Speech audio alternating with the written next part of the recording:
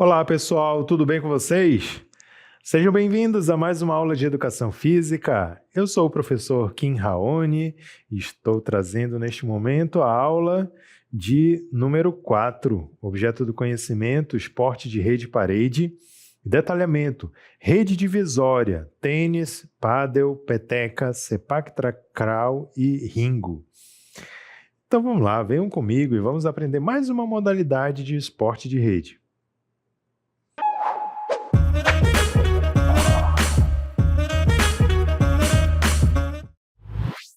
Muito bem, gente. Então, nesta aula, nós vamos falar sobre o tênis, né? Uma modalidade conhecida como tênis.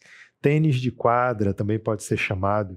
Mas olha só, essa palavrinha aí, tênis, lembra também aquele sapato, né? Que a gente utiliza muitas vezes para fazer atividade física, para sair, né? Qual é a relação? Será que tem alguma relação entre essas duas palavras? Vocês já pararam para pensar sobre isso? Então, qual é a relação entre o esporte tênis de quadra e o sapato tênis? Pensem aí, vocês já ouviram falar de alguma coisa sobre isso?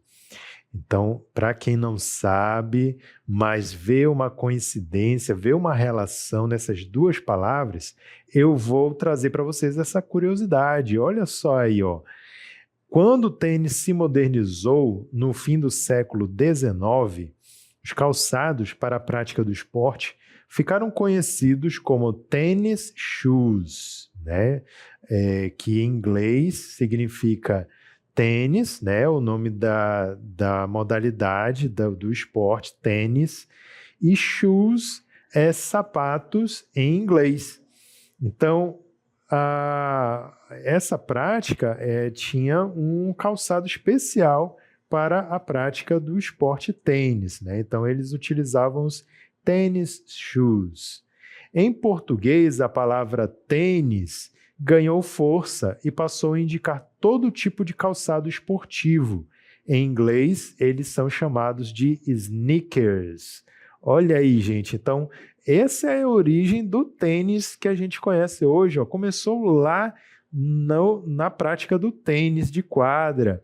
Eles precisavam de um sapato mais confortável, acolchoado, que permitisse um pouco mais de transpiração e que também pudesse absorver os impactos causados pelas fortes mudanças, né? As mudanças bruscas de direção que os tenistas fazem ao longo dos movimentos, quando precisam alcançar a bola. Então, eles fazem muita corrida lateral e também mudanças bruscas para direções para poder alcançar a bola. Então, com isso, os sapatos eles precisavam ser adequados, que pudessem se adaptar a esse tipo de movimento. Então, fizeram calçados com outro tipo de material, com um acolchoamento melhor, um solado menos derrapante.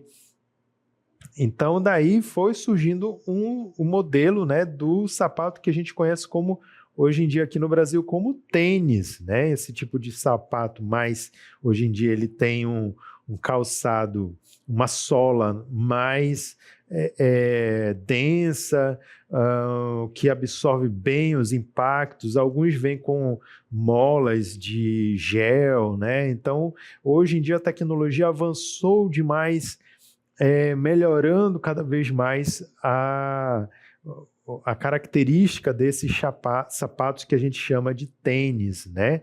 Mas se você for comprar um desses sapatos lá nos Estados Unidos, você não vai chegar na loja pedindo tênis, você vai chegar lá pedindo sneakers, tá bom? Sneakers é o nome, na verdade, né, desse tipo de calçado que aqui no Brasil a gente chama de tênis. Muito bem, gostaram aí da curiosidade, né? Viram só como tem uma relação entre o esporte e o sapato? Pois agora a gente vai trazer as informações referentes ao esporte conhecido como tênis ou tênis de quadra. Então, o tênis é um esporte disputado individualmente ou por duplas, cujo objetivo é fazer com que a bola rebatida pela raquete passe por cima de uma rede e toque o chão do adversário sem que ele consiga rebater. Tá bom? Então, é necessário que a bola ela toque uma vez no chão do adversário e ele não consiga rebater essa bola. Se essa bola ela passar por cima da rede, mas sair da área da quadra, for para as áreas externas da quadra, não é pontuação, viu? É um erro do atacante e aí o ponto vai para o adversário. É muito parecido nesse sistema aí de jogo, é muito parecido com o tênis de mesa, certo? Que não é ping-pong, tá, gente? O pessoal confunde ping-pong com tênis de mesa, são coisas diferentes, embora muito parecidas, mas é diferente. Já o tênis de quadra com o tênis de mesa, eles têm muita semelhança. Praticamente a diferença mesmo vai ser o formato onde é jogado. Um é na mesa e o outro é na quadra. Muito bem, então é assim que se joga o tênis, tá bom, gente? Fica um de um lado de cada lado da quadra, dividido por essa rede, e eles têm que rebater a bola com uma raquete. Mas e aí, de que forma surgiu esse esporte, né, no mundo? O tênis começou sua difusão pela Europa a partir do Jeu de Paume, que é um esporte que surgiu lá na França. Tá? É um jogo que utilizava uma bola pequena e a palma da mão para rebatê-la. Ele era praticado por reis e príncipes nos castelos da Inglaterra. Então, o Jeu de Paume era um jogo antigo, bem tradicional, que era jogado na época lá da era medieval, né? Então, os nobres, eles tinham esse hábito de jogar esse jogo, Jeu de Paume, né? Que era feito com as mãos, você rebatia a bola com as mãos, às vezes também, ao invés de uma bola, podia ser uma peteca, e aí tinha uma rede, né? Tinha que passar por cima dessa rede, e tinha uma configuração muito parecida ao tênis de hoje. Bom, acontece que no século XII, ele recebeu o nome de lawn tennis, no qual uma corda substituía a rede, e as raquetes eram sofisticadas para atender ao nível dos jogadores. Então, depois de um bom tempo, o Jeu de Paume foi se tornando outro tipo de jogo chamado lawn tennis, onde eles passaram a utilizar raquetes para rebater a bola ao invés das mãos. E aí eles colocaram uma corda para dividir a quadra, né? E também para servir de referência onde a bola deveria passar por cima. Mais tarde, o lawn tennis, ele seria também modificado até chegar ao tênis que nós conhecemos hoje em dia. Deu para compreender aí como que surgiu, né? Como que foi a origem do tênis, né? Bem interessante, é uma prática bem histórica, né? Que surgiu desde lá da era medieval e veio avançando até os dias de hoje. E hoje em dia se tornou um dos esportes também mais populares nas Olimpíadas. Então, quais são as regras básicas do tênis? O jogo ele pode ser desenvolvido em 3 ou 5 sets. Cada set tem 6 jogos, tá bom? Prestem bem atenção nessa parte para vocês entenderem como que acontece aqui a pontuação no jogo de tênis. Então, ele é desenvolvido de 3 a 5 sets. Cada set, tá bom? Set é um conjunto de pontuações. Cada set tem 6 games, que são os jogos, tá? Cada set tem 6 games. Cada game é constituído de 4 pontos, que são marcados com os seguintes nomes: 15, 30, 40 e o game, tá? Então, parece um pouco complicado, mas é só vocês pensarem o seguinte: eles não dão nome à pontuação de acordo com o número, não. Por exemplo, 1, 2, 3 e 4 pontos. Não é isso. Cada ponto tem um nome, tá? O primeiro ponto se chama 15, tá? Então, quando o jogador vai lá, faz o ponto, marca o ponto, então ele fez 15, tá? Equivale ao primeiro ponto. Se ele joga de novo e marca o segundo ponto, aí ele ganha o 30. Não é 30 pontos não, tá, gente? Não confundo. É o segundo ponto é que se chama 30. O terceiro ponto que ele faz se chama 40. E o ponto final se chama game. Aí ele ganha lá o game todinho, certo? Que é só uma parte da disputa, tá, gente? Então, da onde que surgiu essa nomenclatura de pontuação, né, dentro do tênis? É porque na origem lá do tênis, a marcação dos pontos era feita num relógio. Então, imaginem o seguinte, né? Vocês já sabem ver relógio de ponteiros, não sabem? Então, quando a gente desce o ponteiro, chega até o número 3, a gente está marcando ali quantos minutos no número 3? Pensem aí, vou dar um tempinho para vocês pensarem. Quando a gente desce um relógio até o número 3, está marcando quantos minutos? 15 minutos. Se a gente desce mais uma vez o ponteiro e chega até o número 6, está marcando quantos minutos no número 6? Tic-tac, tic-tac. Pensem aí, pensem, associem. Quem respondeu que está marcando 30 minutos, acertou. Olha só, tá vendo a relação? E quando chega lá no número 9, marca 45. Só que aí alguém resolveu, né, para ficar mais parecido, colocou ali 40, tirou o 5. Para complicar mais a vida das pessoas que não estão acostumadas com o tênis, né? Era para continuar, nessa lógica do relógio, era para continuar lá igual 15, 30, 45, né? E o 60 seria o game. Mas aí alguém resolveu tirar o número 5, né? E ficou assim, 15, 30, 40 e o ponto final, que é o game, tá bom? Então, essa pontuação ela veio justamente dessa marcação num relógio, né? Num marcador redondo, parecido um relógio, com um ponteiro. E aí foi se estabelecendo dessa forma. Hoje em dia, não é usado mais um relógio, é utilizado um placar mesmo, né, digital, onde vai mudando ali a pontuação. Então, mais uma vez, olha só, como é que acontece? Vamos fazer do sentido inverso. Os jogadores estão lá jogando, né, na partida de tênis. Então, se um deles faz um ponto, ele marca 15. Faz outro ponto, marca 30. Faz outro ponto, marca 40. Faz outro ponto, aí é o ponto final, que é o game. Ele vence o game.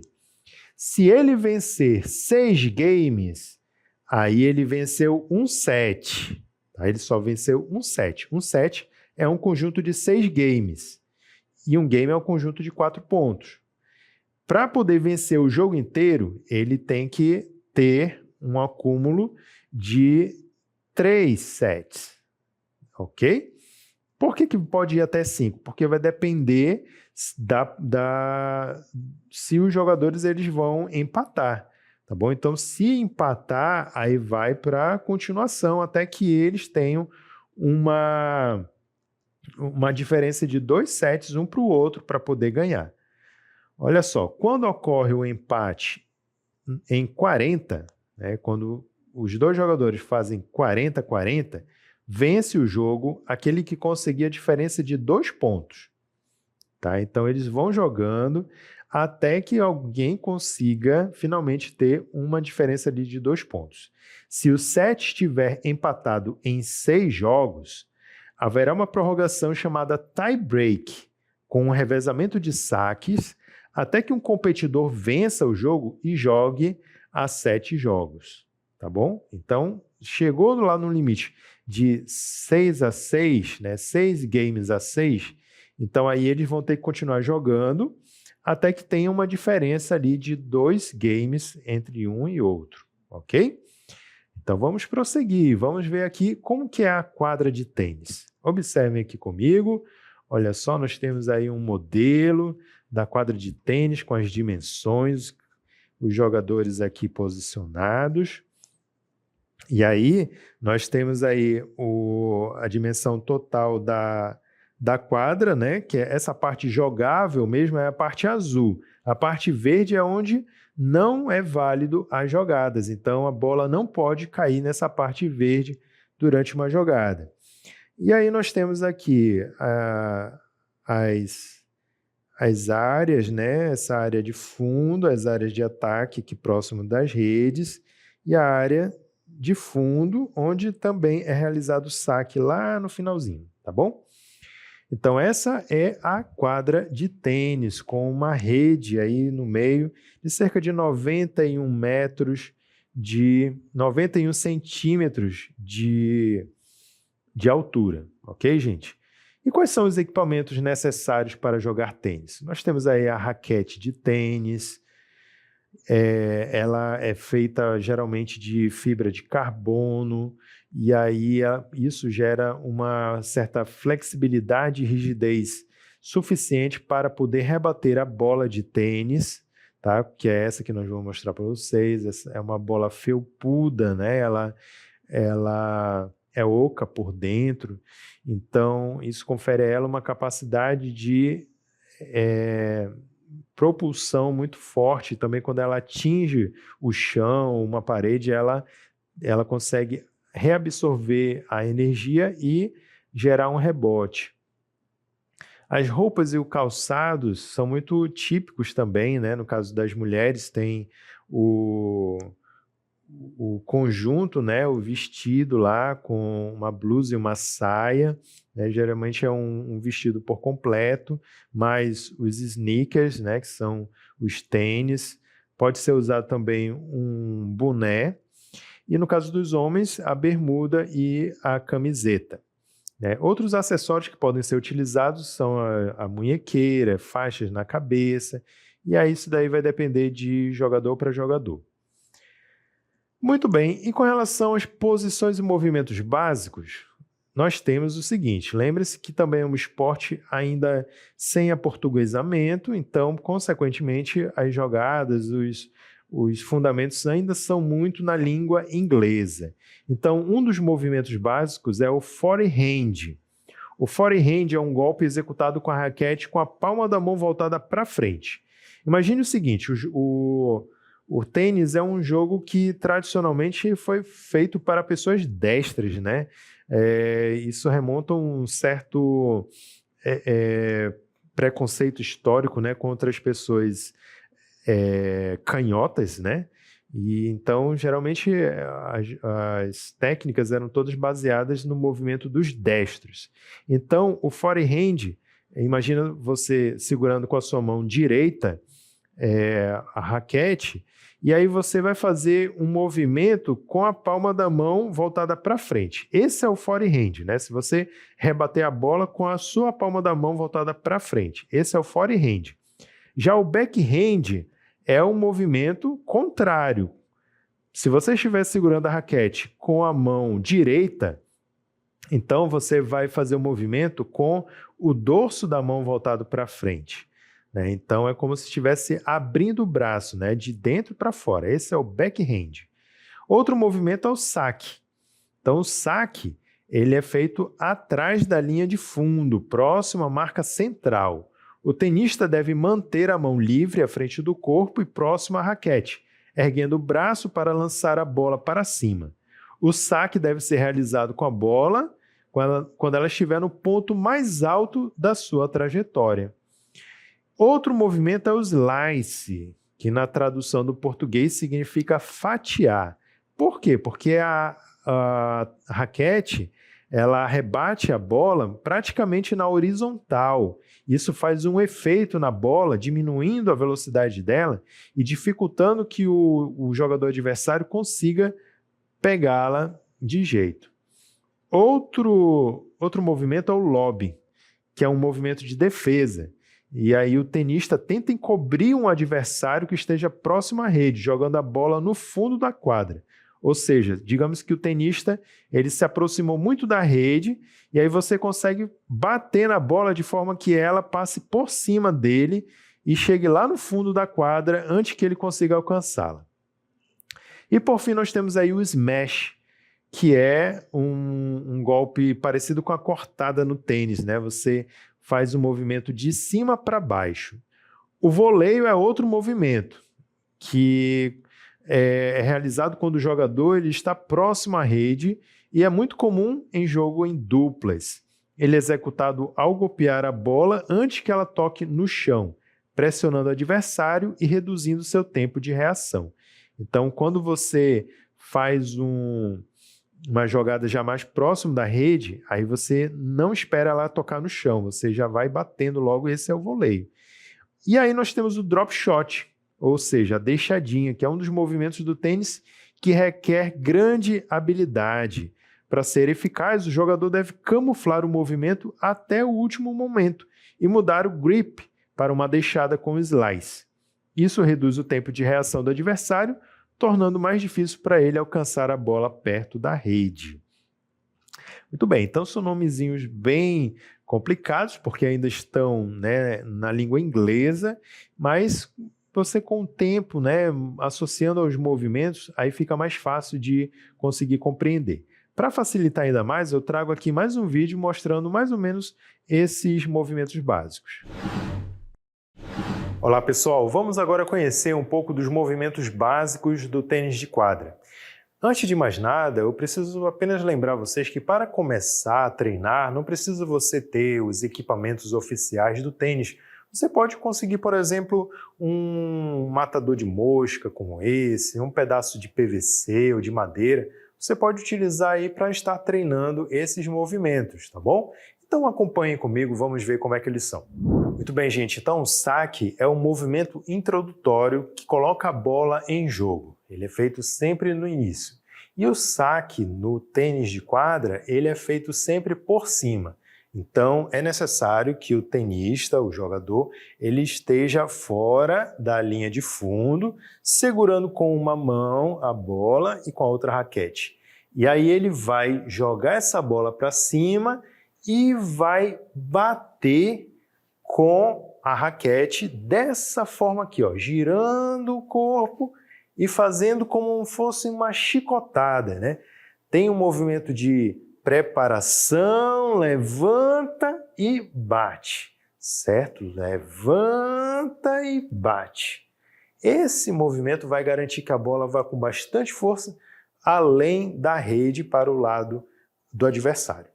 Muito bom, então o slice ele vai ser uma jogada estratégica quando a bola ela vem quase rasteira, bem no nível da rede mesmo. Então imagine que o adversário conseguiu, e ele geralmente também faz isso através de um outro slice também, né? Então você contra-ataca utilizando o próprio slice. Então essa bola geralmente ela vem em linha reta, o mais retilínea possível, bem na direção da rede mesmo. E aí para você fazer um forehand, você precisaria abaixar muito para pegar ela lá no chão. Então como é que os tenistas fazem? Eles utilizam o slice, que é assim, ó, é como se fosse um forehand, só que virando a face da raquete um pouco para cima e não diretamente perpendicular à trajetória da bola. Ela vai ficar um pouco virada para cima. E aí você vai pegar por baixo da bola, fazendo uma impulsão por baixo da bola. Isso vai fazer com que ela vá para frente, mas também no mesmo nível, bem rasteiro, próximo à linha da rede. Muito bem, então agora vamos ver o forehand. Antes de mais nada, vocês precisam saber que é necessário ficar na posição inicial, que é segurando a raquete dessa forma aqui, ó, né? No final da quadra, você vai se posicionar com os joelhos levemente flexionados, segurando dessa maneira a raquete, tá bom? E a partir daqui é que vai sair todos os outros movimentos. Então, o forehand, ele começa daqui, ó. A bola veio pelo seu lado dominante, né? O seu lado que você tem mais força para segurar a raquete, no meu caso aqui o meu lado esquerdo, e a bola, se ela veio para o lado esquerdo, eu vou fazer esse movimento aqui para poder impulsionar ela para frente. Esse daqui é o forehand, certo? Então eu viro o tronco e arrebato nela, tá bom? Toda vez que eu fizer esse movimento para fora, se chama o forehand. O próximo movimento é o backhand. O backhand já é o contrário, quando a bola vem para o seu lado não dominante. E nesse caso, então, eu vou precisar virar o corpo e rebater com as duas mãos. Por que com as duas mãos? Porque com uma mão só, o impacto é muito forte no cotovelo. Então, para poder absorver melhor esse impacto e também ter mais impulsão, você precisa utilizar os dois braços. Lembrando sempre de não trazer muito para próximo do seu corpo, deixar um pouco esticado os braços. Outra coisa é, cuidado com essa rotação do corpo. Se você virar demais, você pode acabar lesionando sua lombar e também o seu joelho. Então, façam uma virada com o corpo todo, certo? Batendo com o corpo todo e não só com a parte de cima do corpo, girando o corpo todo para frente. Esse é o backhand. O voleio vão ser os movimentos rápidos que vão ser realizados dentro da quadra. Então, digamos que a bola veio mais fraca e ela veio cair já na metade do seu lado da quadra. Então, para isso, você precisa fazer uma corrida para frente e aí ali você faz os movimentos de forehand ou backhand. Então, o voleio vai exigir essa movimentação do seu quadril para garantir uma maior impulsão da raquete transferindo para a bola. Muito bem, esses foram os movimentos e agora vamos ver as principais competições do tênis. Então, um dos mais célebres eventos do tênis, né, uma das principais competições é o Grande Slam, que é composto por outros campeonatos. O Australian Open, o Roland Garros, o Wimbledon e o US Open. Então, essas 4 competições compõem o Grand Slam, né? Quem vai vencendo cada uma delas, no final se torna o grande vencedor do Grand Slam. Além disso, tem também a ATP e a WTA Tours e outros torneios que são importantes, como a Copa Davis, né? Que também é um dos mais conhecidos. E aí, um dos jogadores mais famosos e que tiveram um nome muito estrelado, né, no tênis, se destaca aí o Novak Djokovic, a Jannik Sinner, a Serena Williams e o Guga, que é daqui do Brasil. Outros famosos jogadores de tênis consistem em biografias breves de jogadores icônicos, como Roger Federer, o Rafael Nadal e a Serena Williams.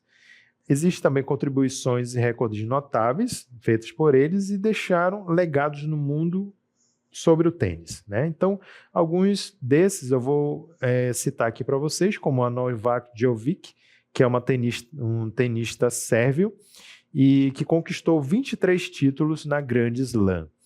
Além dele, também teve a Jannik Sinner, né, que é um tenista italiano. E aí ele se destacou pelo seu estilo agressivo e habilidades técnicas, vencendo grandes competições como a ATP no Tour Mundial.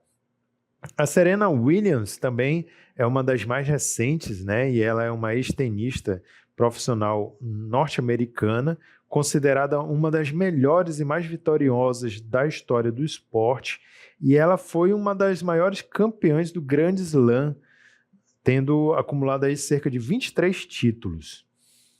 Outro, e não menos importante, é o nosso Guga, né? O Gustavo Kuerten, mais conhecido como Guga, e é um ex-tenista profissional brasileiro, condecorado com posição no Hall da Fama da Associação de Tenistas Profissionais. Ele foi tricampeão da Roland Garros, é considerado o maior tenista masculino da história do Brasil e é o único tenista da história a ganhar de Pete Sampras e André Agassi no mesmo torneio. E quais são os benefícios da prática do tênis? O jogo possui vários tipos de velocidade e movimento, que aumenta a resistência muscular e trabalha agilidade e pensamento estratégico, estimula a concentração também. A modalidade esportiva também melhora a autoestima, o otimismo, a disposição, além de aliviar a ansiedade e estresse que são gerados no dia a dia. Mas Não é necessário você comprar, né, gastar muito dinheiro comprando os materiais oficiais que são extremamente caros. Você também pode adaptar você mesmo utilizando materiais alternativos. Basta olhar na internet, está cheio de tutoriais ensinando como fazer raquetes e bolas alternativas utilizando material reciclável. A gente vai ficando por aqui, espero que todos tenham feito um ótimo aproveitamento e até a próxima aula.